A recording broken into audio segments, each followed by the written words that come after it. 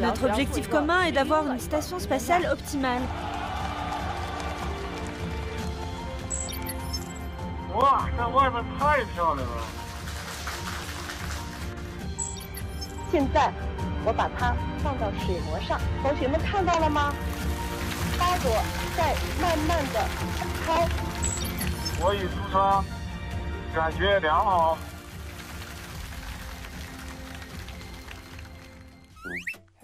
C'est la villa de 110 mètres carrés, n'est-ce pas? Les 6 couchettes, 3 séjours et 2 salles de bain répondent parfaitement aux besoins quotidiens de 6 astronautes. Aujourd'hui, j'ai l'impression que Madame Rowe me fait visiter un appartement. Les espaces de vie et d'exercice physique peuvent tous se connecter au Wi-Fi. On contrôle tout par application mobile. Quels étaient les commentaires des 3 locataires? C'est comme travailler dans la cité spatiale, pas comme une mission spatiale. C'est comme un vieil ami qui entre dans une nouvelle maison. S'ils savaient que l'eau qu'ils boivent est en fait celle qu'ils ont bu hier. Les concepteurs boivent avant les astronautes. Si on n'osait pas boire notre eau, comment pourrions-nous demander aux autres de le faire?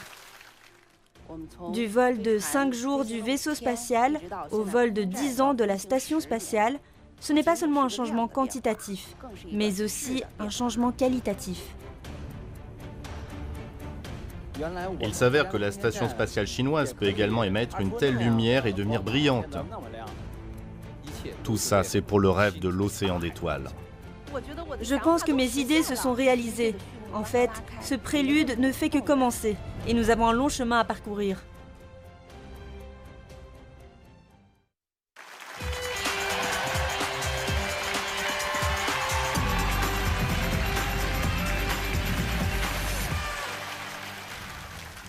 Bonjour à tous, bienvenue à Magistral, la première classe télévisée de Chine. Je suis Sam Benning, bienvenue à tous.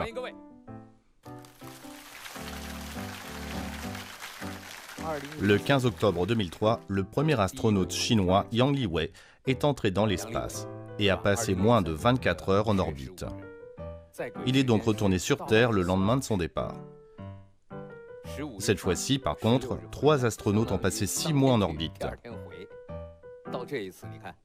Pendant ces 6 mois, ils ont mené une vie riche et colorée. On a beaucoup parlé d'eux dans l'actualité, comme par exemple de la coiffure de Wang Yaping,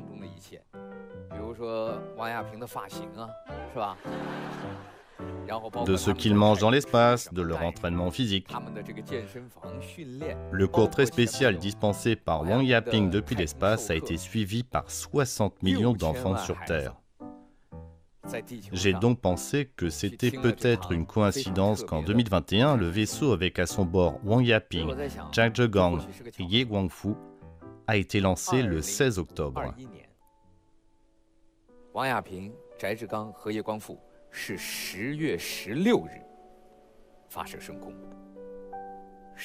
Le 16 octobre 2003, Yang Liwei est revenu sain et sauf de l'espace.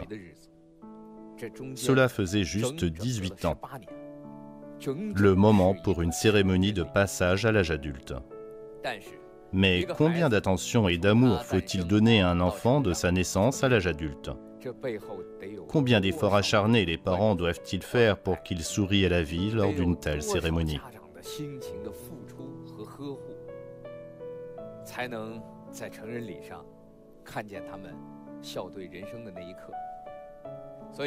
Notre invitée d'aujourd'hui appartient à la grande famille du projet spatial habité de Chine.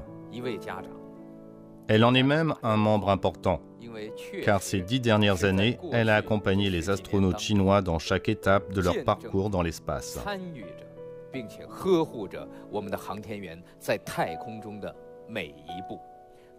Des applaudissements pour notre invitée d'aujourd'hui, conceptrice en chef adjointe du système de génie spatial habité de la station spatiale chinoise, Ho Yongqing. Bonjour Madame Ho.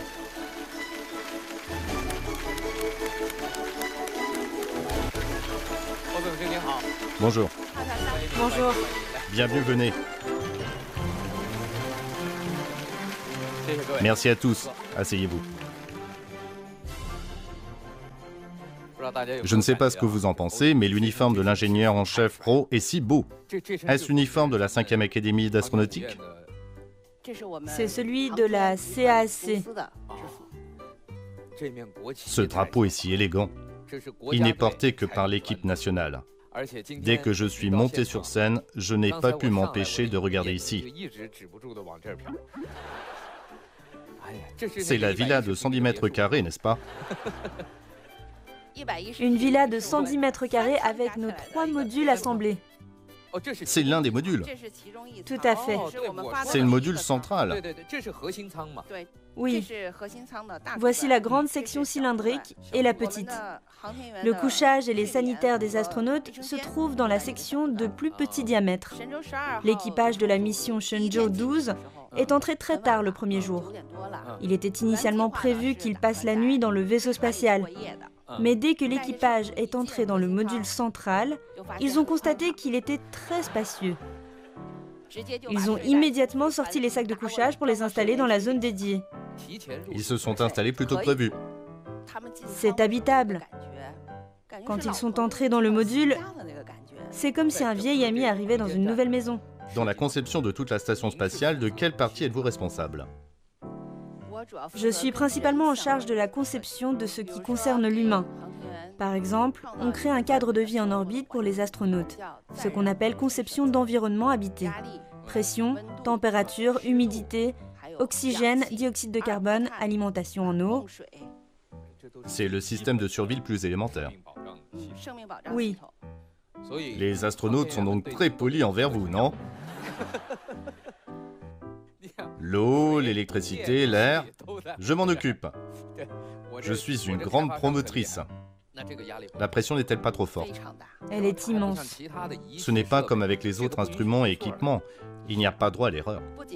Oui, et en plus, ils doivent être ergonomiques. Vous êtes l'équivalent d'un gestionnaire immobilier. Les astronautes proposent-ils des idées?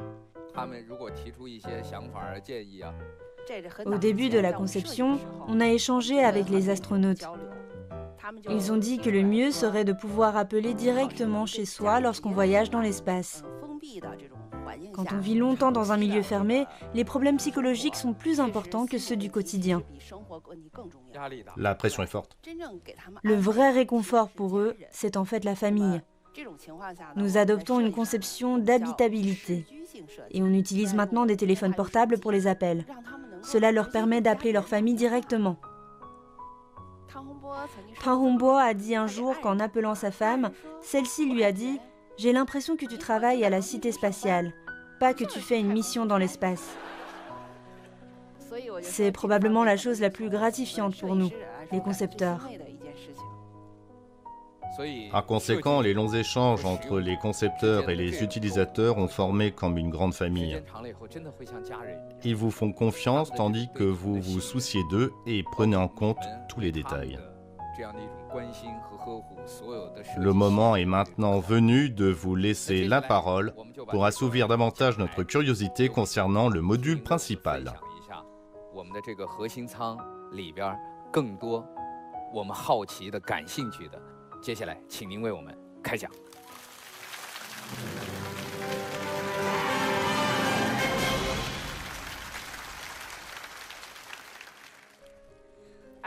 En 2022, l'équipage de la mission Shenzhou 13 a célébré pour la première fois, dans le ciel, le Nouvel An et le Nouvel An chinois. Cette année est aussi spéciale, car c'est celle de la construction de notre station spatiale. Je suis engagée dans le développement des vols spatiaux habités depuis l'obtention de mon diplôme d'études supérieures. Après l'expérience du vaisseau spatial habité, du laboratoire spatial et de la station spatiale actuelle, tous ces efforts ont été payants. On est passé des 5 jours de vol d'un vaisseau aux 2 ans d'orbite du laboratoire. Maintenant, la station qui doit rester en orbite pendant 10 ans. Nous avons également vu des astronautes en mission de 5 jours dans un vaisseau, de 30 jours dans le laboratoire spatial, puis de 180 jours dans notre station spatiale. Ce changement n'est pas seulement quantitatif, mais aussi qualitatif. À ce stade de la station spatiale, les moyens techniques que nous avons adoptés et notre philosophie de conception ont fondamentalement changé. La tâche principale de la conception d'engins spatiaux habités est de s'axer sur l'humain. Et le plus important en cela est notre conception de la sécurité. De nombreux pays développent vigoureusement leur industrie aérospatiale, mais les débris spatiaux ne cessent d'augmenter. Pour la sécurité, nous avons élaboré un plan en 4 étapes. La première, la prévention, la deuxième, l'esquive, la troisième, l'obstruction et la quatrième, la fuite. La prévention consiste à fabriquer une armure à la station. C'est notre structure de protection contre les débris spatiaux. Pour ce qui est de l'évitement, certains impacts seraient trop puissants pour qu'on puisse s'en protéger ainsi. Cependant, les débris sont identifiés et suivis. Dans cette situation, on esquive, c'est-à-dire qu'on change d'orbite pour rester à l'écart de ces débris. Prenons le cas où certains auraient échappé à cette surveillance et qu'on ne peut empêcher l'impact. Quelles seraient les conséquences ? Il y aurait une fuite d'air et donc une dépressurisation. On a donc construit sur la station ce qu'on appelle un système de perception d'impact. Il permet de localiser la zone où s'est produite une collision. Nous avons également équipé la station d'un détecteur afin que les astronautes puissent localiser directement une brèche pour la colmater. Ce qu'on utilise pour colmater ressemble beaucoup à des pansements. Il y a des formes différentes. C'est suffisant, sauf s'il s'agit d'impact avec un gros débris.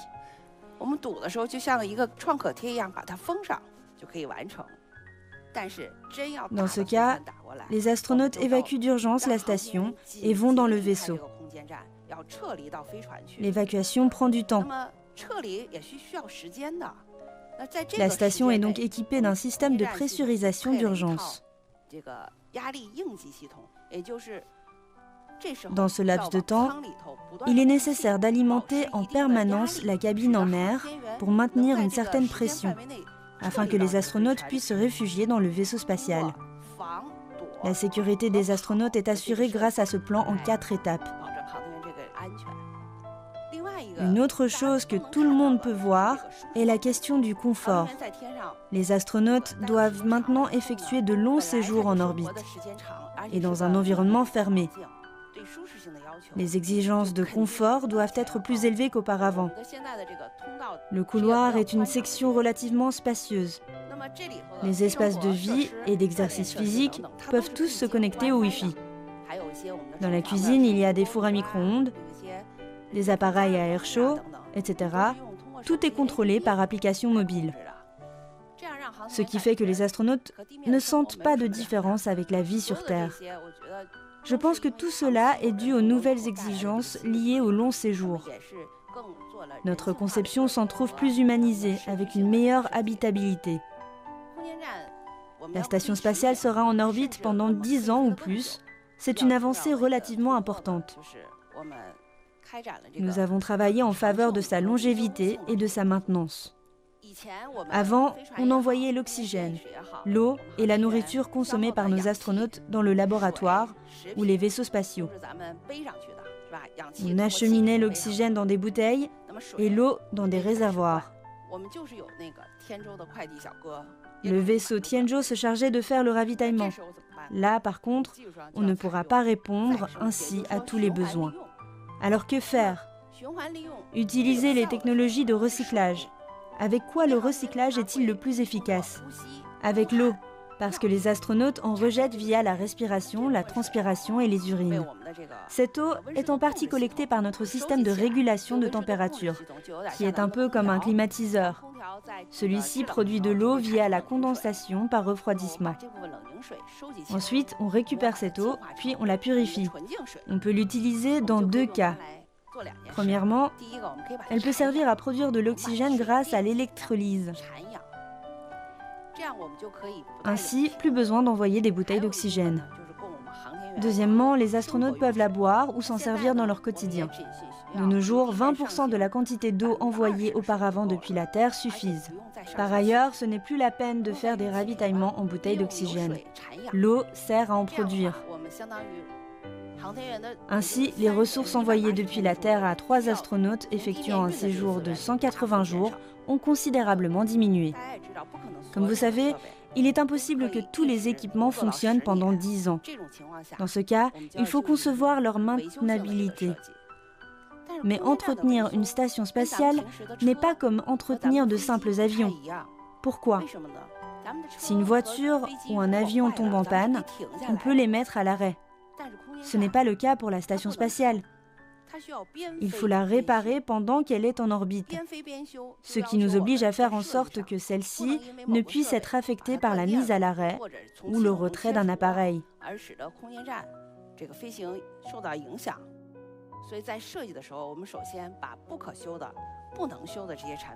Par conséquent, lors de la conception, on s'assure d'abord que les éléments non réparables ont une durée de vie supérieure à 20 ans.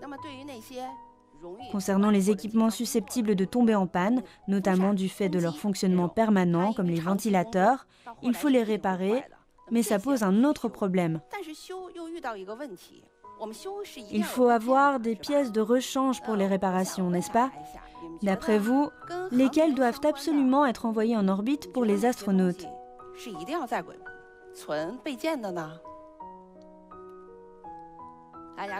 Vous pensez peut-être à celles pour produire de l'oxygène, de l'eau, etc. Vous n'avez pas songé aux pièces de rechange pour les toilettes. C'est pourtant un vrai problème, car en situation de microgravité, liquide et gaz ne se comportent pas de la même façon que sur Terre, où la vapeur est au-dessus de l'eau. Ça peut provoquer des dysfonctionnements. Ces problèmes, on ne peut pas les détecter ni les résoudre sur Terre.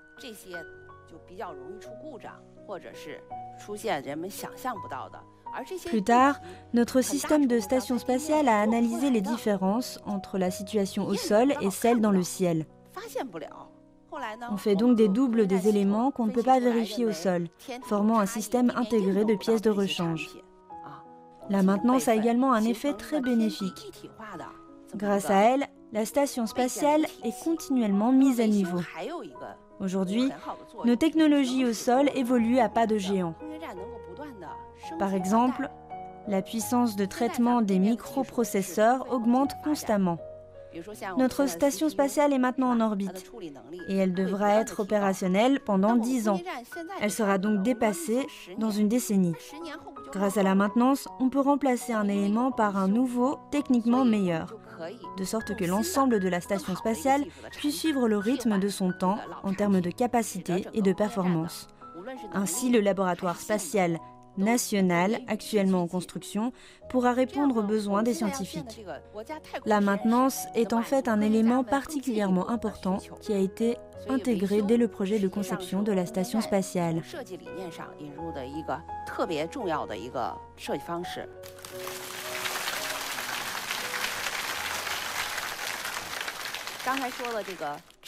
Il y a une autre percée importante dans la question de la longue durée de vie dont j'ai parlé. Permettez-moi de donner un exemple. Il y a des tuyaux de refroidissement pour contrôler la température et l'humidité dans la station spatiale. Ces tuyaux ne peuvent pas être réparés. C'est tout comme nos conduites d'eau. On change seulement les robinets. Comment prévenir tout pourrissement et fuite de tuyaux en plus d'une décennie ? On a résolu le problème de leur compatibilité avec le fluide de travail. Mais lors des tests au sol, on a constaté que la pression augmentait constamment. Les analyses montraient qu'il contenait du gaz, alors on l'a laissé sortir. On a constaté qu'il y avait production d'hydrogène.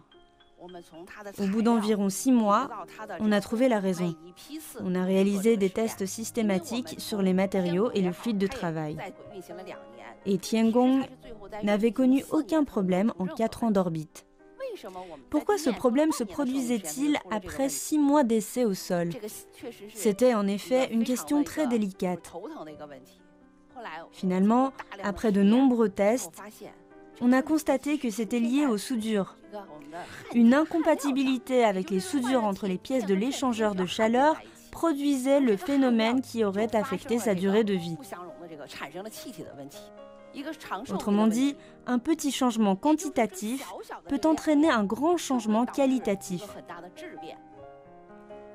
Nos moyens techniques ont également fait un saut qualitatif. Mais on ne pouvait pas se limiter au présent. On devait réaliser davantage de percées.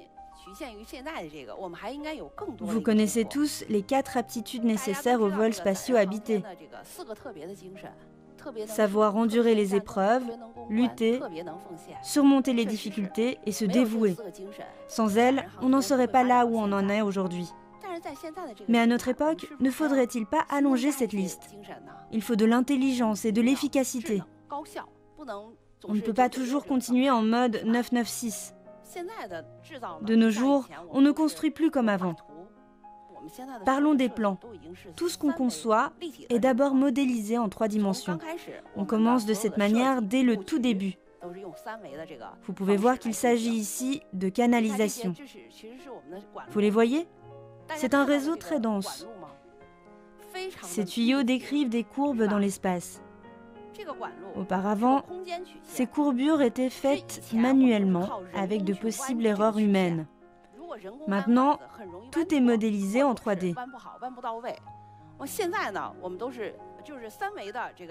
Une fois cela fait, les paramètres clés sont directement extraits du modèle 3D, puis un ensemble de commandes numériques est généré. Elles servent à programmer la machine qui effectue directement les torsions sur les tuyaux. On utilise ensuite la détection optique pour vérifier si le produit fabriqué est conforme au plan de conception. En une seule fois, l'efficacité s'en trouve au moins doublée. On voit maintenant que notre station spatiale dispose de très bonnes technologies et qu'elle a accompli avec succès diverses tâches. Mais au début du projet, le chemin était semé d'embûches.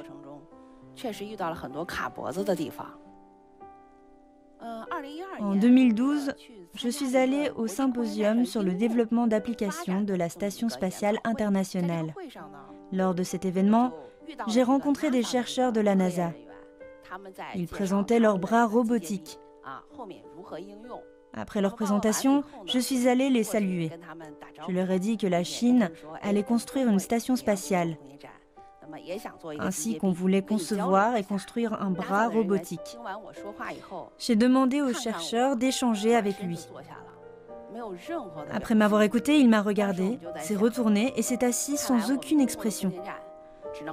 À ce moment-là, je me suis dit qu'on ne pourrait compter que sur nous-mêmes pour construire la station spatiale chinoise. Même si la station spatiale internationale a été développée conjointement par de nombreux pays, c'est comme dans une société où il y a les gros et les petits actionnaires. Ces derniers n'ont pas leur mot à dire. Au lieu de coopérer comme ça, il valait mieux tout faire nous-mêmes et construire notre station spatiale de manière indépendante. Avant, on utilisait beaucoup de composants étrangers de qualité aérospatiale. Cette dernière qualifie les composants résistants aux rayons cosmiques. Sans ces composants hautement performants, bon nombre de fonctions ou performances ne peuvent s'améliorer ou se réaliser. Laissez-moi vous donner un exemple. Dans le cadre de la classe Tiangong, vous avez vu des images très nettes, n'est-ce pas? C'était notamment le cas lors de la retransmission des images prises par les astronautes. Tout le monde était étonné. Cela nécessite un composant clé, à savoir un circuit intégré. Plus le nombre de portes logiques est élevé, meilleure est sa puissance de traitement.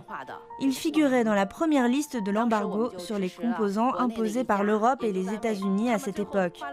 Sans lui, c'était presque impossible d'obtenir les images haute définition qu'on a aujourd'hui. En 2010, on a commencé à planifier la production nationale de ces composants étrangers sous embargo. Nous avons soutenu une unité de recherche nationale et il ne lui a fallu que 2 ans pour achever le développement. Je pense que cette rapidité est liée à l'augmentation de la puissance globale de notre pays et au développement continu des industries de base. De ce point de vue, je pense que la station spatiale a résolu un problème épineux. On a vraiment acquis notre autonomie. Cela dit, je pense que la tâche à laquelle nous nous sommes attelés n'est en fait que le début. La construction de la station spatiale nécessite 11 lancements et amarrages. Nous l'avons déjà fait 5 fois. En fait, les choses ne font que commencer et on ne peut pas lâcher la pression. En construisant le système de la station spatiale, on ne fait que mettre en place une plateforme. Le rôle principal est joué par les scientifiques.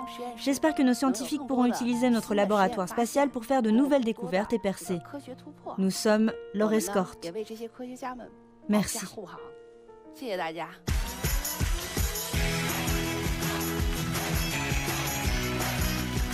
Merci Madame Pont. Applaudissons bien notre invité pour son magnifique discours. Merci, vous pouvez vous asseoir. Ce qui m'intrigue, c'est qu'ils boivent cette eau recyclée. S'ils savaient que l'eau qu'ils boivent est en fait celle qu'ils ont bu hier,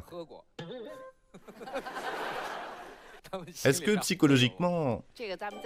Ils en ont déjà bu sur Terre, pas seulement dans le ciel. Nous, concepteurs et ingénieurs, l'avons bu avant eux.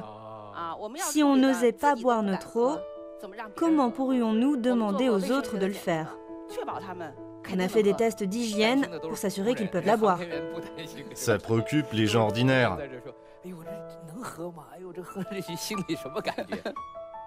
Mais pas les astronautes.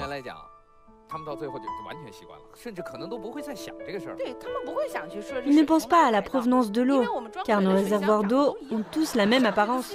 La nouvelle eau qui y entre est la même que celle qui en sort. C'est très important, le contenant est le même, et à la fin, vous confondez.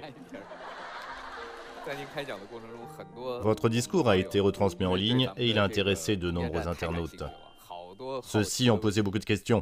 Nous en avons sélectionné quelques-unes. Par rapport à la Station spatiale internationale, la nôtre est très sobre et spacieuse. Avez-vous spécialement conçu l'aménagement intérieur pour eux?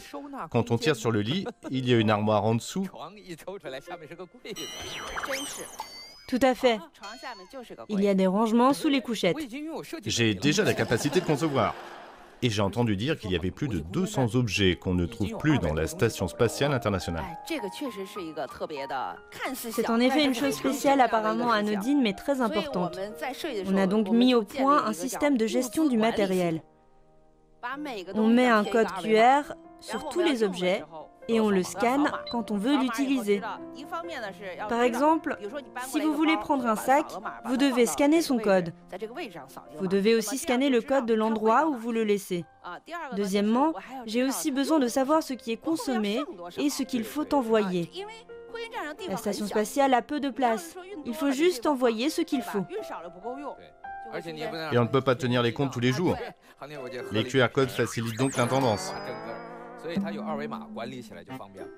Oui, dans ce domaine, les astronautes sont encore plus exigeants. Ils veulent pouvoir utiliser l'assistance vocale. Xiaohe, où est cet objet? L'objet vient tout seul, m'en voilà. Votre discours a été diffusé en ligne. 6 internautes qui l'ont suivi ont chacun une question qu'il a résumée en un mot-clé. Des applaudissements pour ces 6 internautes. Veuillez afficher vos mots-clés. Ne ralentis pas mon réseau. Nous avons vu là le petit prince sur sa planète dessinée par une internaute du Shanxi. Des étoiles jetables. Cet internaute du Heilongjiang a dessiné des poubelles. Le tri des ordures est la responsabilité de chacun. Faites votre choix. Le tri des ordures. Allez-y. Bonjour. Le tri des déchets gagne progressivement en popularité. Comment le fait-on dans la station spatiale?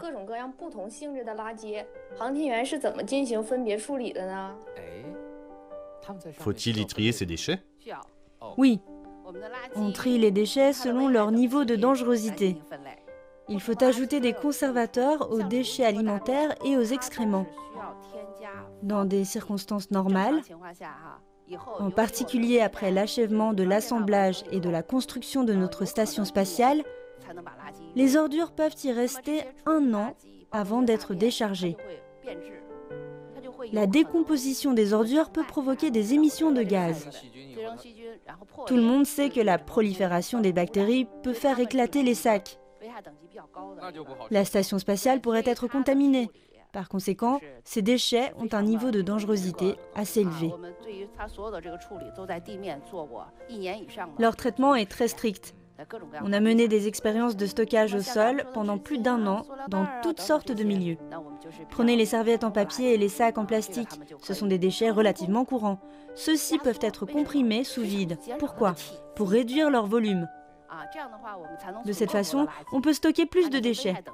Il existe une autre catégorie selon le niveau de dangerosité, les produits biologiques. On fait des prélèvements pour analyse. On prend des échantillons d'eau, d'urine, etc. On utilise des réactifs, des bandelettes réactives. Ces produits ont souvent des micro-organismes dessus. Les échantillons leur offrent un milieu propice à leur développement. Leur prolifération serait un désastre secondaire, n'est-ce pas ? Il faut donc traiter ces déchets de manière particulière afin d'éviter cela. Pierre qu'on se plaint de devoir trier ses déchets, imaginez les astronautes pour qui c'est beaucoup plus fastidieux. Oui. Merci à vous, au revoir. C'est maintenant au tour de nos 4 représentants de la jeunesse. Quelles sont vos questions ? Commençons par la plus jeune. Je m'appelle Chendoulin, j'ai 10 ans. C'est probablement l'un des plus jeunes représentants dans l'histoire de notre émission. Petite, quelle partie de la station spatiale aimerais-tu ramener à la maison ? Le bras robotique, pour qu'il fasse mes devoirs à ma place. Ce serait du gâchis de technologie. Quelle est la longueur de ce bras robotique ? 10 mètres. Il faudrait l'installer dehors. Le bras robotique passerait par la fenêtre pour faire tes devoirs. Moi, je voudrais qu'il fasse mes vitres.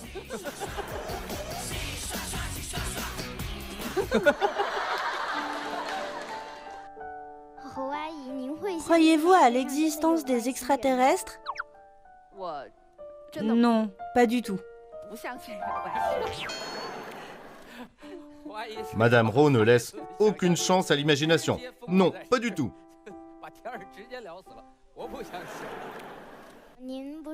Vous venez de dire qu'il y a des bactéries et des micro-organismes dans l'espace, n'est-ce pas ?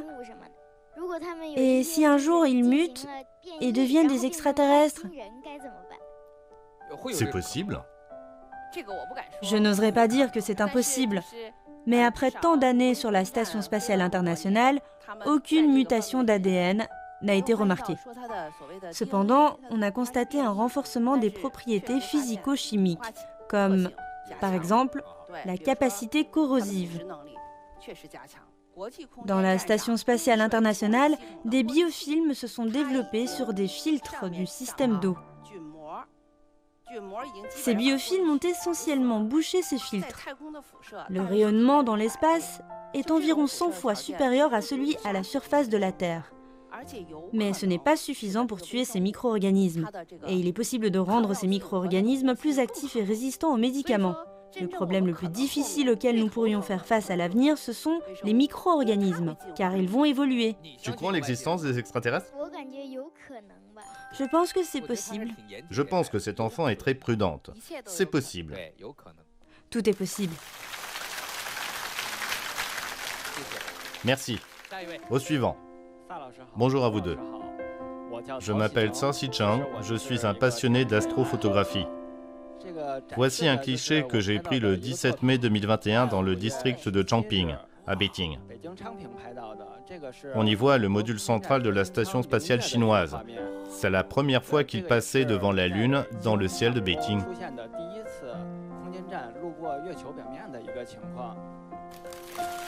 C'est génial. Super. J'ai attendu 1 heure pour prendre cette photo. Je n'avais jamais vu la station spatiale.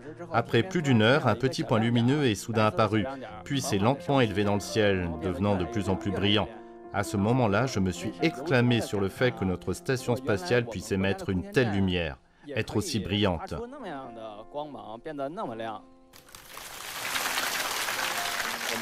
Beaucoup de passionnés surveillent son passage. Par exemple, sur ces photos, on voit le ministère des Affaires étrangères, une tour d'angle de la cité interdite, le nid d'oiseau, le siège de CMG, et même les monts Méli au Tibet lors du transit de la station. C'est magnifique. Une fois sa construction achevée, la station spatiale sera plus nette sur vos photos. Plus grande. Parce qu'elle aura plus de points lumineux, de plus grands panneaux solaires. J'ai hâte de voir ça. J'ai une autre question à poser à Madame Rowe. Nous observons le ciel étoilé depuis le sol. Je me demande dans quel état d'esprit est un astronaute qui explore l'espace extra-atmosphérique, puis regarde la Terre depuis l'espace. Il vaudrait mieux demander à Liu Boming et Jai Zhigang plutôt qu'à moi. Lors de la sortie extravéhiculaire de la mission Shenzhou 12, Liu Boming s'est exclamé en disant que c'était spectaculaire et magnifique.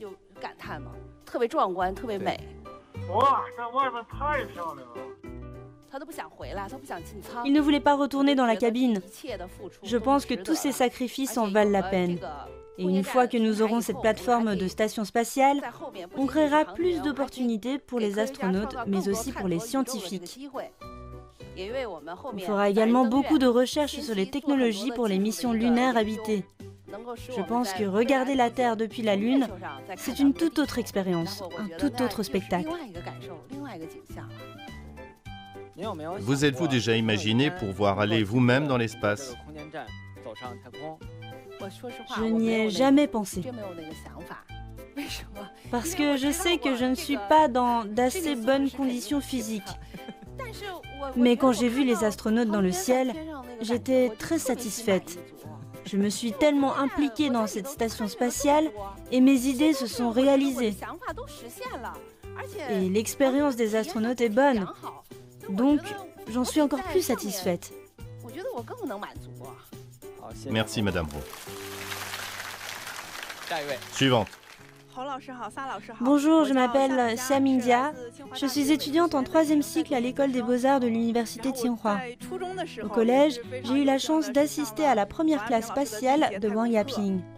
J'étais très surprise, car on voyait dans ce cours des conditions différentes de celles au sol.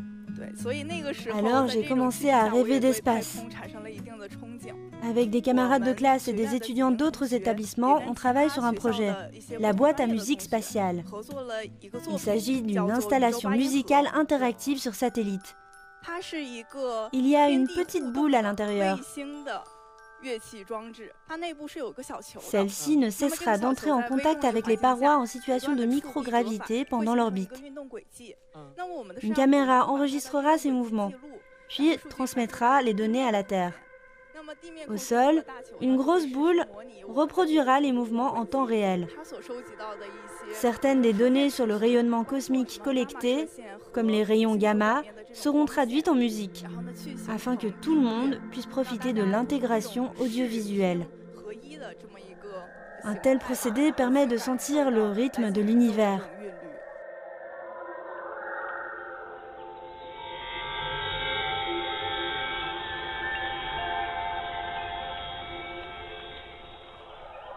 C'est super. C'est déjà réalisé ou c'est juste une idée? On prévoit un lancement avec le vaisseau spatial cette année. C'est une excellente idée.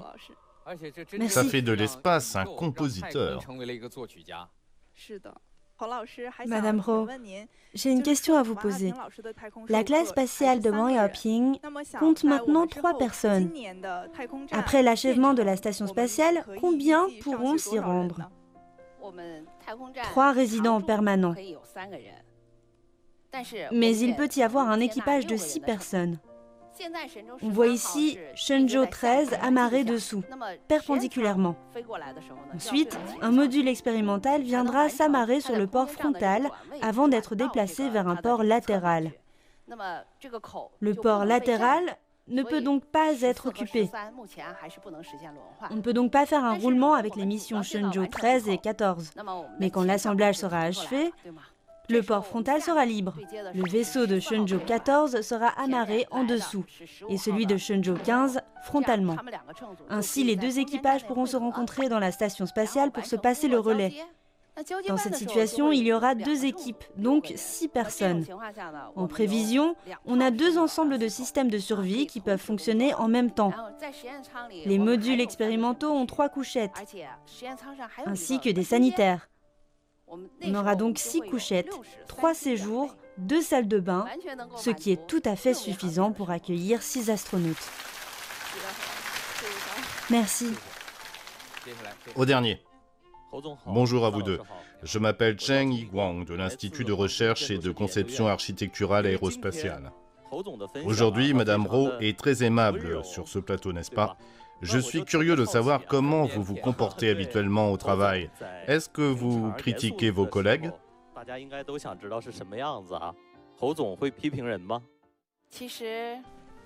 En fait, je suis un peu acariâtre au travail. Ça ne se voit pas du tout. Dans mon domaine, je suis plutôt confiante. Mais ce plateau est un nouvel environnement pour moi. Donc, dans ces conditions, je suis un peu intimidée.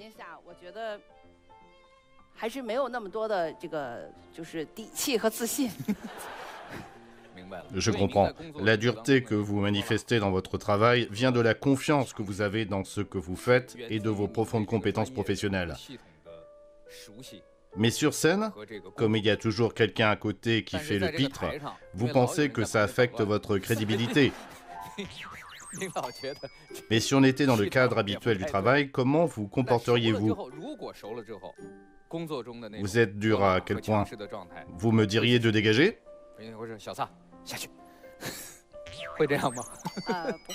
Non, car on ne fait que discuter. Si on s'assoit, échange et clarifie les choses, peu importe si le point de vue de l'autre partie est bon ou mauvais, il est recevable et discuté. En ingénierie, il n'y a pas de bien ou de mal, seulement du bien ou du mieux. Je pense que je ne critiquerai qu'une attitude négative, car notre objectif commun est de créer une station spatiale optimale.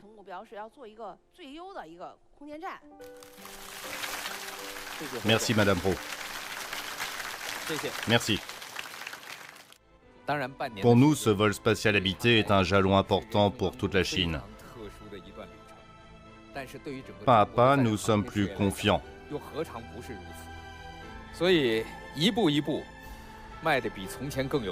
Pas à pas, nous avançons plus loin.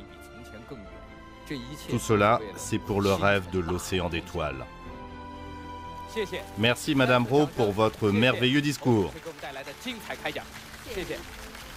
À la prochaine.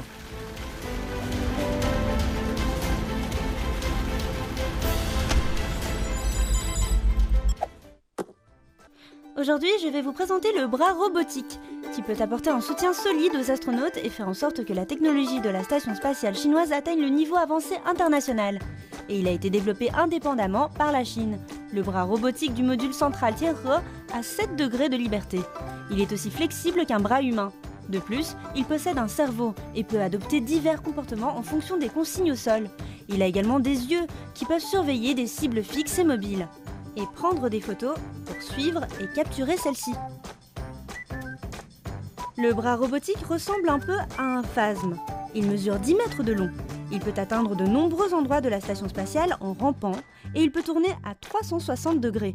J'ai entendu dire que la station spatiale est également équipée d'un autre bras robotique plus petit. Les deux peuvent se joindre pour travailler ensemble. Ce grand bras ainsi formé peut atteindre tous les coins de la station spatiale. Le bras robotisé peut effectuer de nombreuses tâches. Il peut notamment amarrer des modules, déplacer des objets volumineux ou vérifier les petits problèmes sur les surfaces. Par ailleurs, il joue un rôle très important dans les sorties extravéhiculaires.